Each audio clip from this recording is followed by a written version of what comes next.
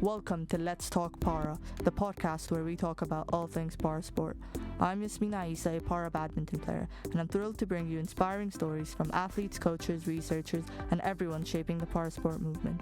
If you're passionate about para sport or just hearing about it now, join me each episode as we delve into the world of para sport. Hello and welcome to another episode of Let's Talk Para. Joining me today as a co-host is Jess Down. Jess is a sports psychology student at Loughborough University, and our guest for this episode is Ahalya Lettenberger. Ahalya comes all the way from Chicago. She's a Paralympic medalist in para swimming and a Rice alumni. She studied bioengineering in her undergrad and is currently doing a master's in sports biomechanics at Loughborough University. Thank you both so much for joining me today. No, thank you for having us. Yeah, thanks for having us. So, Ahalya, coming all the way from the US, that must have been very different. How's it been in the UK? Yeah, it's been good so far. Obviously, it was a transition. I've only been here like 2 months now, but I've really enjoyed it so far. Loughborough is like a really small town, but I've enjoyed like the community and just, yeah, kind of exploring the country. Definitely smaller than Chicago. Yeah, I know, it's tiny. So could you tell us a bit about your childhood and growing up and how you got into para swimming, really? Yeah, for sure. I was born with a disability called Arthrogryposis, amyoplasia. So basically, it's a musculoskeletal disorder that affects me from the waist down. So it causes like muscle weakness and joint restrictions in my legs. So growing up, I think it was like hard growing up with a physical, like visible disability in the U.S. just because I think there's a little bit of like stigma and stereotypes surrounding it. So I think like when I was really young, I kind of tried to like hide my disability a little bit, just tried to pretend like I was like quote unquote normal, even though now I know that's not a thing. But yeah, I grew up like playing soccer and softball, but obviously for someone who can't walk very well, let alone run, those aren't exactly the best sports to be playing. So eventually, like, as the kids got faster and the fields got bigger, my parents were kind of like, okay, we think you should maybe stop doing this, maybe find something else to be passionate about. And that's kind of when I discovered swimming, and swimming just, I immediately fell in love with it, just like the freedom of the water. Yeah, not having like the limitations that I do on land, I think. Like when you're in the water, you're just, you're basically... I mean, the soccer is impressive. Yeah. Very impressive. I also I think a lot of guests spoke about this before, the whole idea of when you're a child, you don't feel the difference as much. Yeah, that's true. But when you get older, that's when you're like, maybe it is getting harder. Yeah, to notice it. Exactly. So then you want to get into para sport, and that's I think the role of para sport. Yeah. What age did you start para swimming then?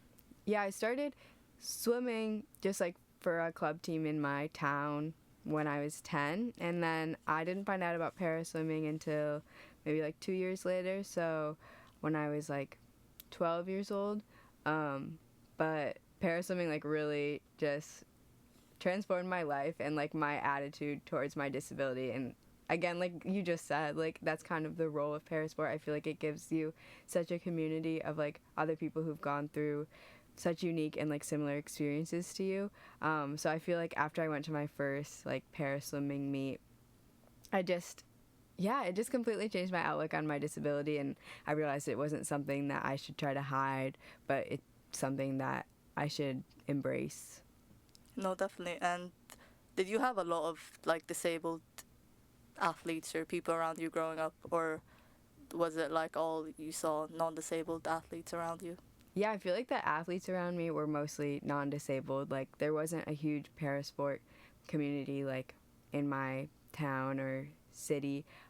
My younger brother was born with the same disability as me, so that was nice growing up together and being able to share those experiences together, and me being able to like kind of help him out as his older sister. But yeah, I feel like in regards to sport, like finding that parasport community like kind of nationally in the US was just such a huge experience for me. So, how did you qualify for Tokyo then? Like, because obviously you said you found out about para swimming when you were 11 years old? Yeah, 12. 12, 11, 12? Yeah. So, how did you go from playing at, club level to winning a Paralympic medal? Gosh, it was a journey, that's for sure. I think it took a lot of time and practice, and I went to I qualified for my first international meet when I was pretty young, when actually I was like 13. It was like the next year after I found paraswimming, so in 2014. And then I won like my first international medal in 2015 when I was 14 at the Pan American Games. And so I don't know, I think it was just kind of like a stepping stone pathway. Like I ended up qualifying like for my first World Championships in 2019. So that would have been the year before Tokyo, but obviously COVID postponed it for a year. So yeah, I think I just kind of like worked my way up different levels of meets, like different international meets, and then like we have trials similar to how you guys do in the UK. Like we have trials to qualify for games. So yeah, it's like all based on times and world rankings, and it's kind of complicated, but yeah. So you qualified for Tokyo. Yeah. Went on to win a medal. Did that 1 year benefit you? Because obviously Tokyo was postponed a year. Did that 1 year benefit you in terms of like extra training, or do you feel like you would have wanted it 2020? Obviously that was COVID, but had COVID not happened? That's such a good question. I mean, I think it's so hard to say for me personally, just because I did end up doing like really well in Tokyo. So it's hard to say if I would have done even better the year before. Like obviously everybody kind of had to do this, but like take time off of swimming like the summer of COVID because all the pools were shut and it was just insane. But I feel like the extra year probably did end up benefiting me, just giving me an extra year, because I had gone to university in the U.S. in 2019. So if Tokyo had been in 2020, it would have only been a year like in a new training environment. So I think that second year kind of helped me adjust a little more to like the new training environment, the new living environment. Kind of got used to it first before you went straight into the game. Yeah. So touching a bit about going back to growing up in school and stuff, was your school able to accommodate? Was it accessible, and were they able to do that? Because I think it's really hit and miss with a lot of people. Some schools really do it well, others there's still a lot to be done.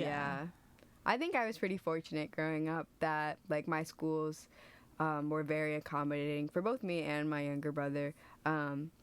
Like they always offered support. It was pretty accessible in terms of like sport. I think like sports are kind of like by state, like in the U.S. in terms of like high school sport. Okay, yeah. So Illinois had just, right before I got to high school, like they had just implemented like a new thing that like para swimmers and para like track and field, like they could compete at the state level for their schools. And that was because of a girl who like really advocated for that. So that was really nice to be able to kind of represent my high school program and like swim with my friends on that team, like, and go to like state championships and stuff. So yeah, I think I was really fortunate like with how inclusive it was growing up. Yeah, that's really nice, because I think like you say, that's not always, I know like in my school I was the only one in a wheelchair, and you kind of feel like the outsider and stuff. So when you can have that really nice environment, it kind of helps with later on. And I think I had like a really good friend group. Like it makes a difference. Yeah, I had like the same friends in elementary school. Is everything. Yeah, exactly. They just like knew what I needed and like never questioned it. I don't know. Yeah, I think I just had a really supportive community. Yeah, which is amazing. I think with the supportive community as well, what you want from them sometimes is to not treat you differently, if that makes sense. Yeah. Like, you are aware you are different, but at the same time, you don't want to be treated different. Yeah. Like, exactly. Because just you were in a wheelchair for a few years. Yeah. Did you feel like you were treated differently, or did your friends like not treat you differently? Yeah, I think for me, I'd grown up in school kind of not in a wheelchair, and then all of a sudden in sixth form, I was in a wheelchair. I wasn't able to walk. And I think I did really struggle with that support network in school. I was the only one, kind of, it was all very new. I think I was very much seen as the girl in the wheelchair. I wasn't seen as Jess. Yeah. I was seen as the girl in the wheelchair. And, like, I would have loved them to just be like, there's Jess. But it's like, there's the girl in the wheelchair, or she's in the wheelchair, or...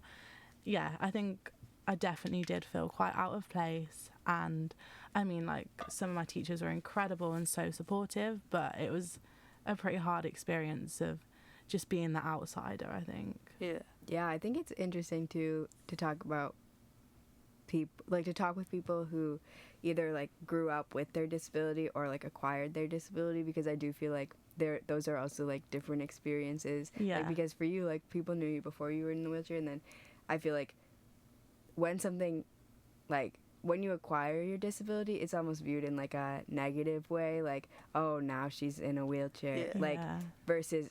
First of all, like, it shouldn't be viewed like that. Yeah. It's not a negative thing, which But is something that we're like trying that. to change. Yeah. But, like, it is viewed like that versus, like, for me, like, being born with it, like, that's all people ever knew. So, like, it was never like, the girl in the wheelchair was always just Ahalya because they grew up with me, like, in my town. Yeah.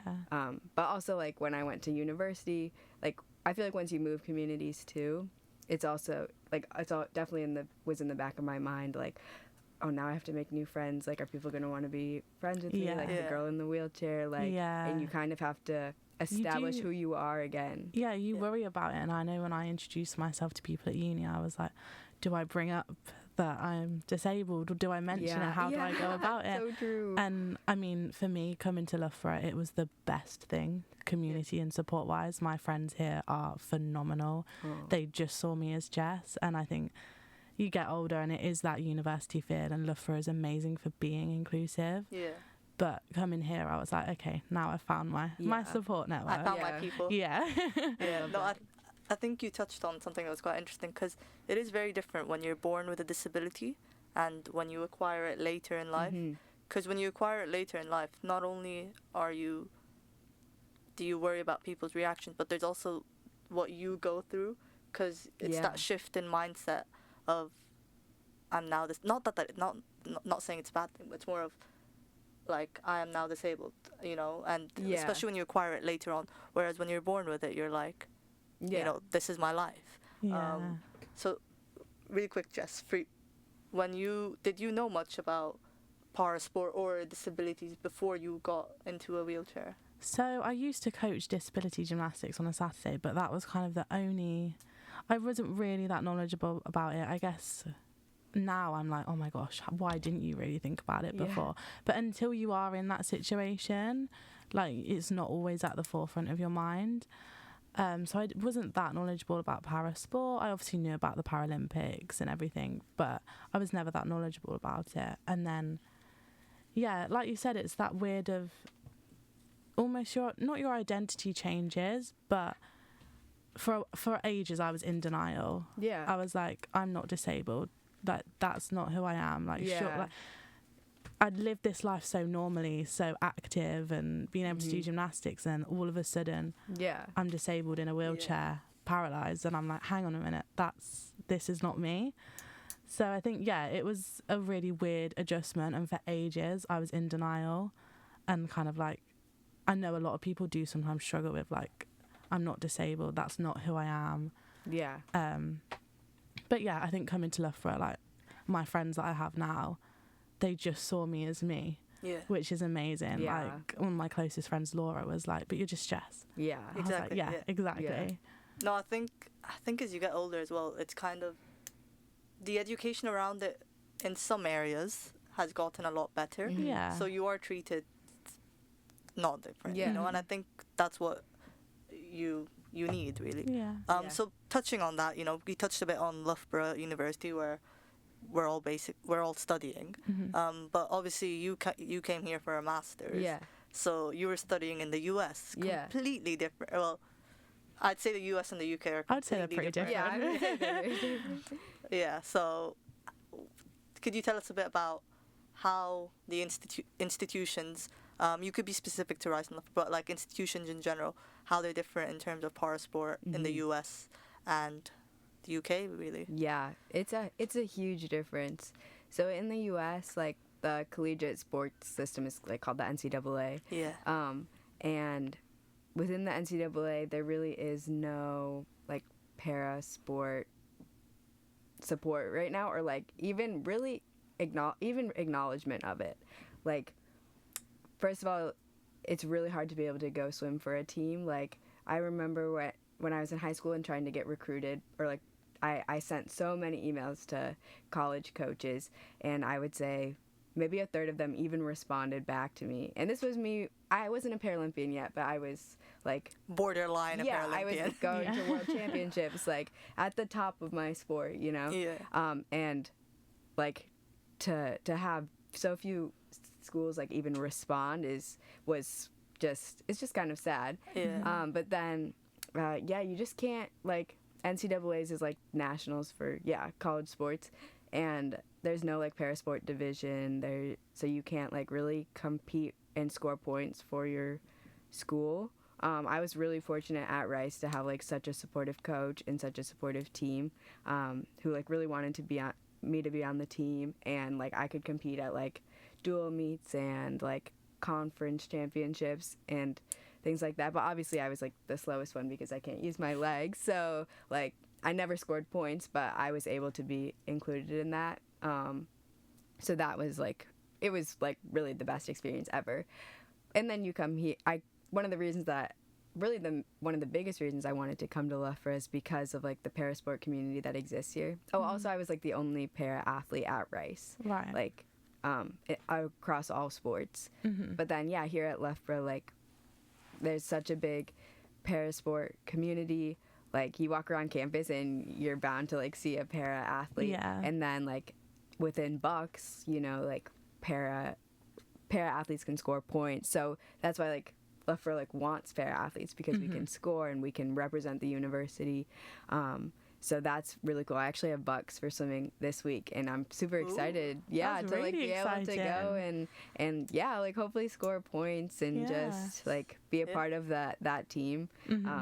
It's very different. So this is your first time basically scoring points for your university, really. Wow. So obviously it's nice when you're integrated, like in America you were integrated, but at the same time you're like, a part of you is always like, no, I want to contribute to that, you know? Yeah, it's like there's pros and cons. Like obviously I think the NCAA needs to like be more inclusive of para athletes and para swimmers, because that's ultimately how we'll grow the sport. I do think there's like pros and cons to the structure of like para sport at university here. I think because there's no para sport like separation at the university level in the States, I was just a swimmer on my team. Like nobody really thought of me as a para swimmer, versus here, like because there's a separate like para swimming coach, I think people view me more as like a para swimmer. Right. Which is not a bad thing at all. It's just different. So it's interesting to like compare those. Yeah. No, I know what you mean on that, because when you, like back home for me, I was just a badminton player, but coming here, I'm a para when someone asks me what's your sport, I'll say para badminton, but in the past I just say badminton. And I think the difference is here, they do that because they're like, we have this offer, whereas back home you were just integrated into a non-disabled practice, you know. And I think that's do you think you prefer to be called do you prefer to be called a swimmer or a para swimmer? Do you like that designation? Or I'm super proud to like be a Paralympian and be like a para swimmer. I think it depends on like the context of it. Like obviously I am just a swimmer in some aspects, but also I'm not ashamed to like be called a para swimmer. So it's hard because you don't want it to be viewed as like, let's say like lesser or like different completely. But I also like want to be I want to be like a para swimmer. So I don't know what I prefer. I think it really depends on the context. I think they both have their perks. Because one of them, you know, you're different and you get treated a certain way. You're competing. You're at the top of your sport. Whereas the other one, you're treated like every. So it is really a matter of, and I think it's personal preference really, for sure. For people.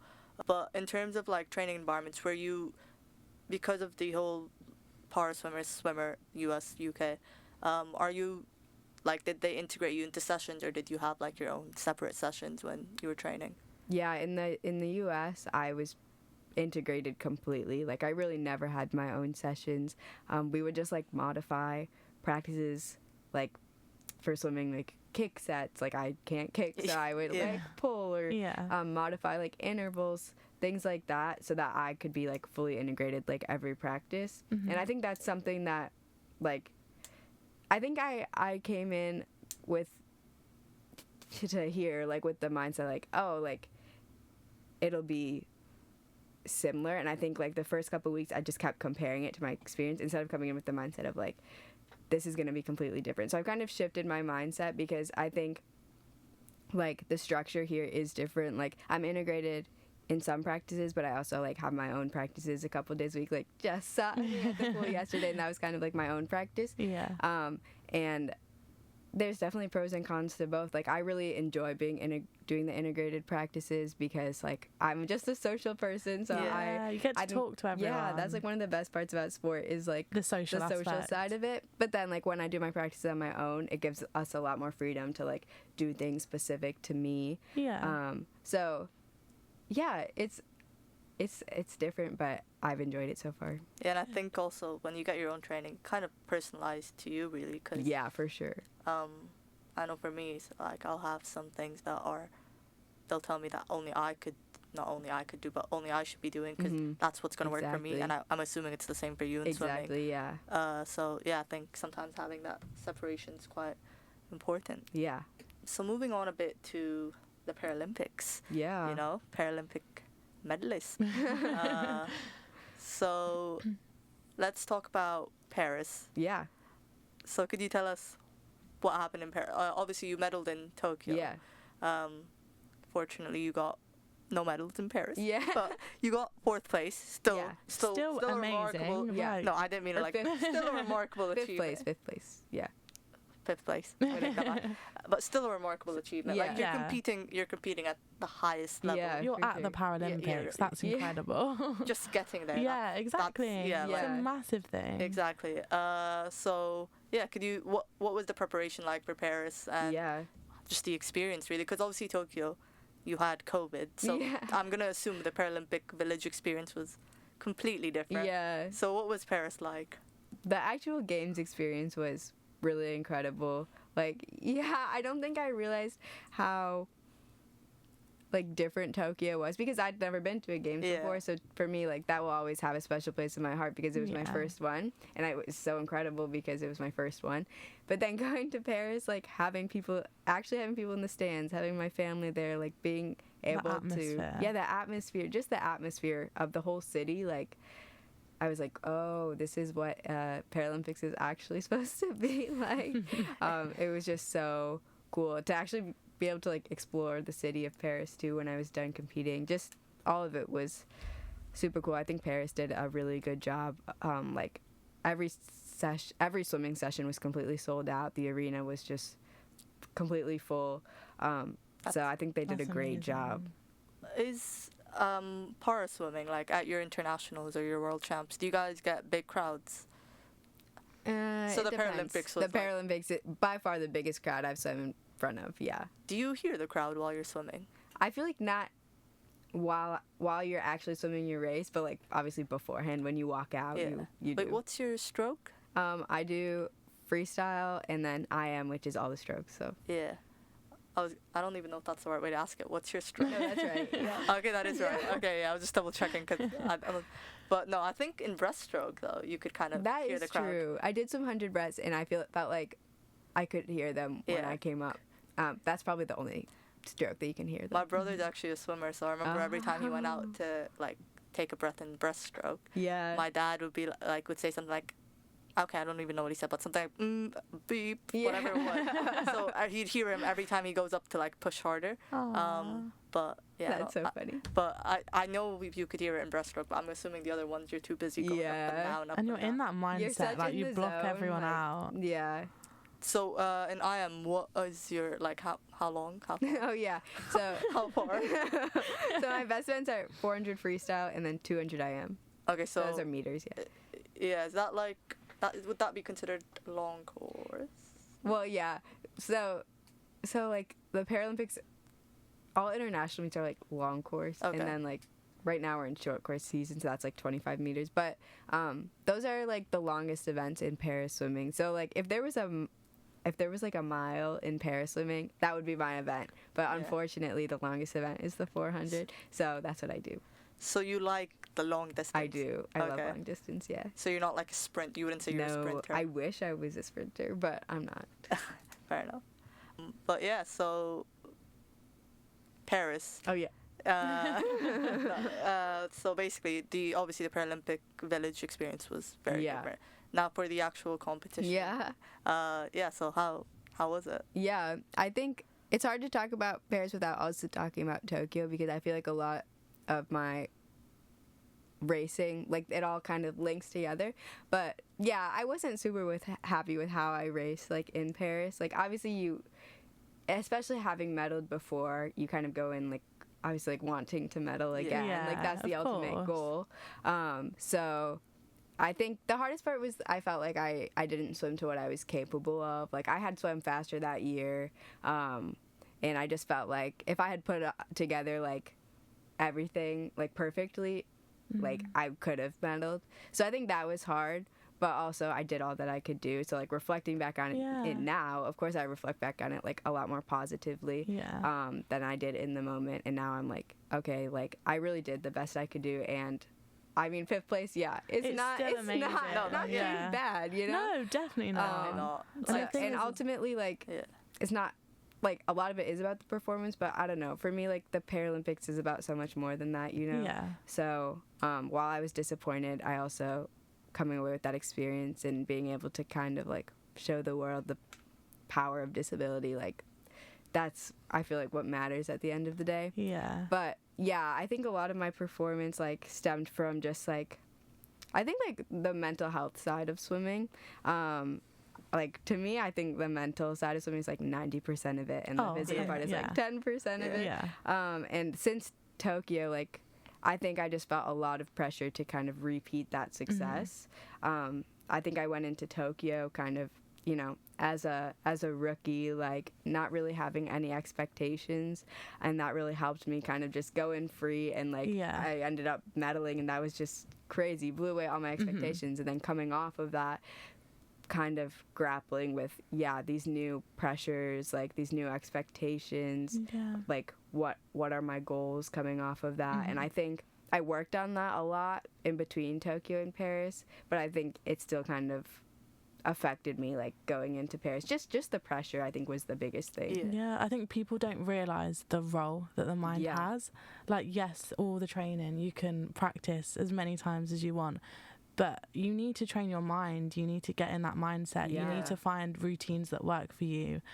And at the end of the day, like, your end competition is just one race. Yeah. And it's all on that moment. Yeah. And you really need to get in the right mindset. And it really can be kind of make or break with how your mind... It could be the best swimming year that you've had, but if your mind's not in it, it is just one of them things. Exactly. And it has such a big impact. Because the thing with swimming as well, you get one race. Yeah. And you're like... And that's so how long is, like, an average race in swimming? So, like, your race, one of your races? Like, the 400's, like, 5 minutes, but that's, like, the longest. Yeah. And then the 2 IM is, like, 3 minutes. Yeah. Okay, so that's 3 minutes of...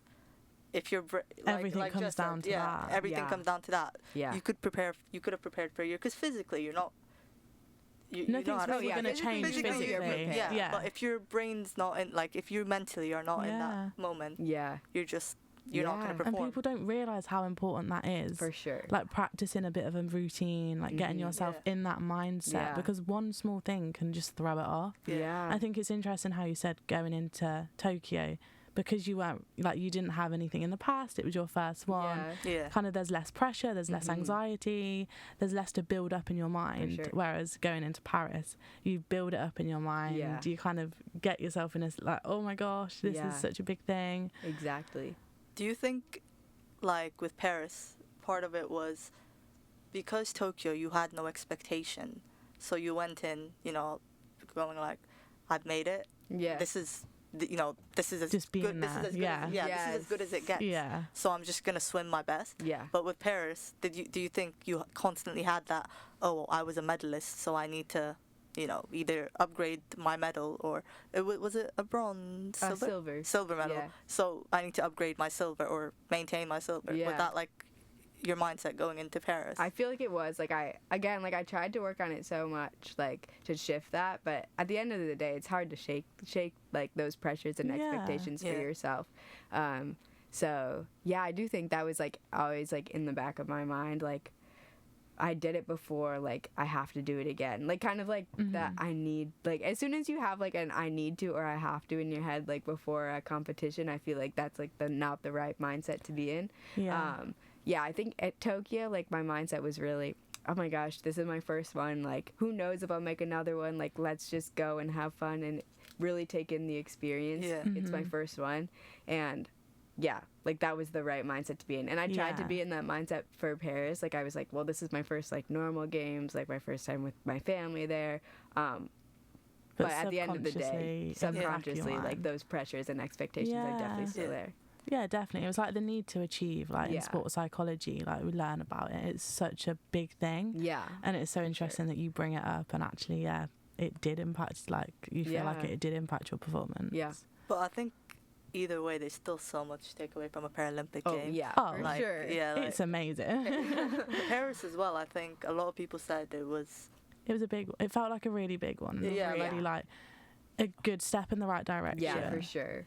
Did you feel like the Paris atmosphere was quite like, like this feels like the biggest event in your sport? Oh yeah, for sure. Like it was insane. Like I said, like it was completely sold out. Like every single session, whether it was in the morning prelims or the night finals, the atmosphere was just insane. Yeah. Like that for me was like the coolest part of the experience. And I think the French crowd as well. Yeah, they do it. Oh my gosh, every time there was a French athlete, like you couldn't even hear your own thoughts. It was so cool.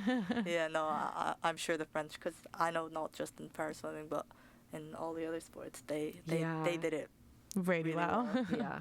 So obviously the Paralympics are in LA next. Yeah. So home games for you. Yeah, home games.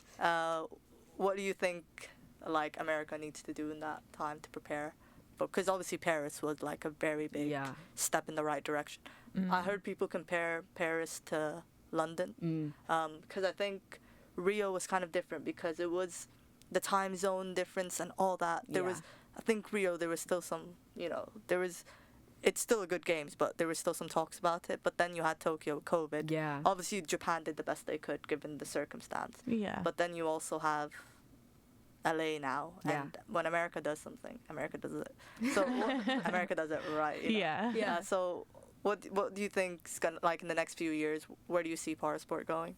I really hope that LA is kind of like the game changer for parasport in the US, because I do feel like one of the reasons that I wanted to come to the UK was because of parasport here and how it's viewed. I think like London 2012 did wonders for just exposure of parasport, like how people like accept it and view it, and now it's just I feel like it's so much bigger here than it was before. And in the US, like I feel like most people like still don't really know about the Paralympics. Like when we have para swimming competitions, like the crowds are like empty, like it's pretty bad. So I really think LA has that opportunity to like not only change how parasport is viewed in the US, but also change how disability is viewed in the US. And I think if they can like get some really good campaigns going and just like media stuff like for the Paralympics, it could be huge. Like not even for the US, you're right, because like the US, like it's for the world too, right? Yeah, but like, the US is a very big population. Like if you could get, because just you lived in the UK, like I didn't live in the UK around London time, but did you feel a big shift in para sport after London? Yeah, it was a big shift. It was a good game. Yeah. It was like, wow, okay, like this People is how were it should be. Yeah. People are aware, people are actually noticing. Yeah. Let's help this continue. And I think LA will hopefully be the same thing, especially because it's a home games. Yeah. Like, people will be more invested to support their, athletes. Yeah. I mean, it's the way it should be. Oh, for really. sure. Yeah, I know, but it's so good that now we're starting to really push that, and the games are having such a big impact, which is amazing. Like, Paris was so good for France and the disability community. Like, I just, even interacting with people, like, on the street, who'd be like, oh, are you at the Paralympics? Like, they would say, yeah, like, I think the population of Paris has just realized so many things about our country, like how inaccessible it is, how we need to change that, like the metro system. So, like, just that, not only changing parasport in France, but changing, like, accessibility and how disability is viewed, like, that's what my hope for the US too. Yeah, it's really brought awareness to it, and it's like, right, okay, this is what needs to be done. Exactly. This is what needs to change. So, building on that, do you feel a difference in perception of disability in the UK and the US? Yeah, I think so. Obviously, I've only been here for, like, a couple months. And, like, Loughborough is such a small town. But I do feel like it's different. I think the perception, especially the perception of parasport, like, well, at Loughborough, it's so different. Yeah. And just disability in general. I think people are more open to talk about it. Like, I just think it's more talked about than it is in the U.S., which is a good thing. Yeah, and like we said, I think LA could hopefully be that thing that gets people to talk about it. I think so. I think it's going in the right direction. Yeah, for sure. Just gonna go back to, so post Tokyo, you were on a high, right? Yeah. I'm glad you brought this up, because I had a burning question about this.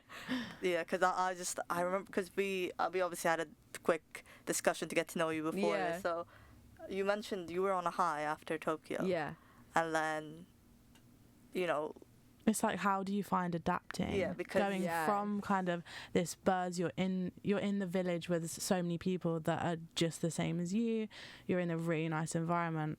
How do you find then going from, and also the build up, like the training build up to this massive event? Yeah. And then you medal, and then it's done, and it's like, how do you adjust to normal life again, or back to kind of just training, and how do you do that? Someone once said something, it's like hero to zero, and maybe that's a bit of an exaggeration, but you can see it. You kind of feel like, I've medaled, I've medaled at the biggest stage ever, but then and you go back home and you're doing a food shop, and it's normal life. No, but not even just the food shop. It just, I think Paralympians feel, and I could be wrong when I say this, but you feel more the hero to zero than like Olympians would, because after a Paralympics, you'll get media attention for a bit and all that, but seems to go quiet. Is it the same as Olympians, do you feel? Oh my gosh, that's a tough question. But first, I'll go back to There were so many questions involved in that. No, I think me and Jessica just had this burning desire to say everything. Yeah. No, I'll just I think after Tokyo, like, everybody talks about, like, post-Olympics, post-Paralympic depression, and like, going into games, you're like, yeah, right. Like, that's not good. Like, that's not like a real thing. Like, that's just like something people say, or that's not gonna happen to me.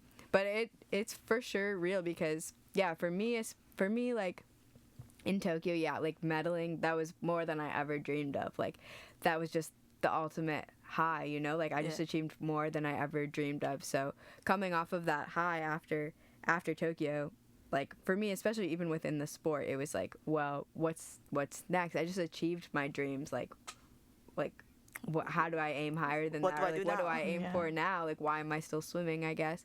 So that was one side of it. But, the other side of it is, you come home, and I think, like, for me, I went right back to university. So I was kind of like a mini celebrity for maybe a couple of weeks or a month. And that's just like, I feel like you're still in it. Like, you're still riding the high. But then there comes a point where, like, everybody kind of, like, stops talking about it, or kind of, like, forgets about it.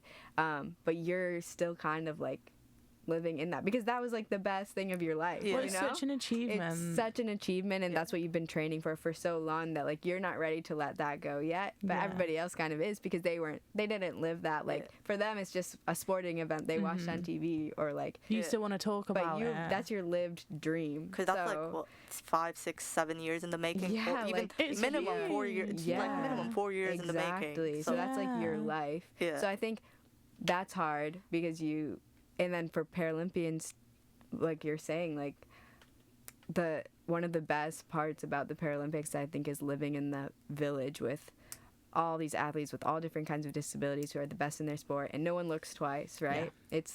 I think after Tokyo, I kept telling people, like, that was the epitome of like diversity and inclusion. Like there's nothing like it. I wish the world could be like that. And I even said, like, I wish everybody with a disability could like experience that, like go be able to live in a Paralympic village, because it's just such a cool experience. So then coming off of that and like going right back into normal life where things aren't completely accessible, like disability isn't viewed like that, you're stared at, or you're, it's just things like that. I think you're right, like in that aspect maybe it is harder for Paralympians, because you have to go right back into a world that has a different perception of you than the perception within the Paralympics. Because for the Paralympics, and like you and Jess talked about this earlier, you're just viewed as Ahalya, or you're just viewed as Jess, or you're just viewed as you. Yeah. Because the disability, that's like, it's like a common thing. Everyone everyone has a disability, so we're not going to talk about that. That's not like, but then you go back and then your disability is back to being a topic of discussion. Yeah, and you're back to being the person who's different, rather than everybody here is different. It's definitely like a come down. You've obviously 2 Paralympics. You moved from the US to the UK, so you've experienced a lot. You've seen so much. If you could go back in time to speak to your younger self, this is always a good question. Yeah, if you could go back in time, speak to your younger self at the age before she got into para swimming. Yeah. What would you like to tell her? Ooh, that's such a tough question.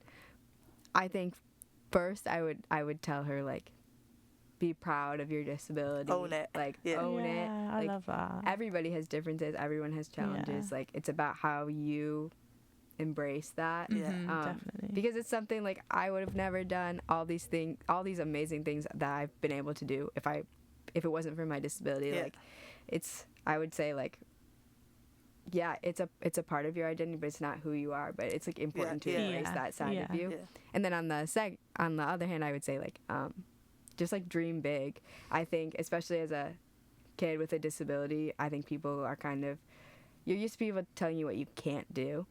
But I think it's really important to encourage, like, all kids, but especially kids with disabilities, like, this is what you can. Yeah, this is what you can do. Dream big. Like, you can achieve, like, the world if you want to. If you put your mind to it. I remember talking to you before, and you actually said your parents were quite big on that one as well. Yeah, and I think for sure. They were very, like, dream big. You want to play soccer? Yeah. I'm gonna say sorry, Jess. I'm gonna say soccer, but football. You want to play soccer? Go for it. You want to play softball? Obviously, as time goes on, it could become a bit of a barrier, but you did what you wanted to do, and you explored that rather than being told, "Oh, I don't want to do that." Yeah, they were always just kind of like, you find your own limitations. Like, they didn't want to set those for me or my brother. So, I think that was super important, because that's not something that every kid with a disability has. And I think fostering that environment and making sure that people are encouraged is really important. No, I think that's a really good take-home message for everyone. But we're gonna go on to a little game that we played. I could not think of anything. For this episode, I've asked Jess and Ahalya, and I myself did it as well. We each wrote 2 things on a piece of paper, and I've shuffled them, and I'm going to read them out loud, and then we're going to have a quick discussion on who we think has done what.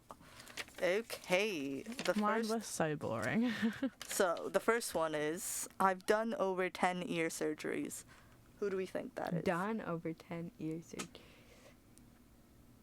All right, guys, don't all come at me. I think it's you. Yeah, I think it's you. You've done over 10 years. Wait, because of the grammar, you think it's me? That's kind of offensive. No, I think it's you. Yeah. You think it's me? Yeah. All right. Yeah. Well, that was maybe grammar. It's not my forte. Okay. We love you for it, don't worry. I'm doing a skydive next year. I'm going to say this is Jess. Yeah, I think Only it's Jess. because before the show I said it could be anything. Yeah, like skydive. a skydive. And she said, was that you? Yeah, it was me. Yeah. I couldn't think of any ideas. I'm doing a skydive next year. Cool. Broke my finger playing hide and seek at a Chinese restaurant. I'm going to say... I feel like that was you. I'm Yeah. not that clumsy. Yeah, I think it was you. No, I think it was Ahalya. Yeah, it was me. Cool.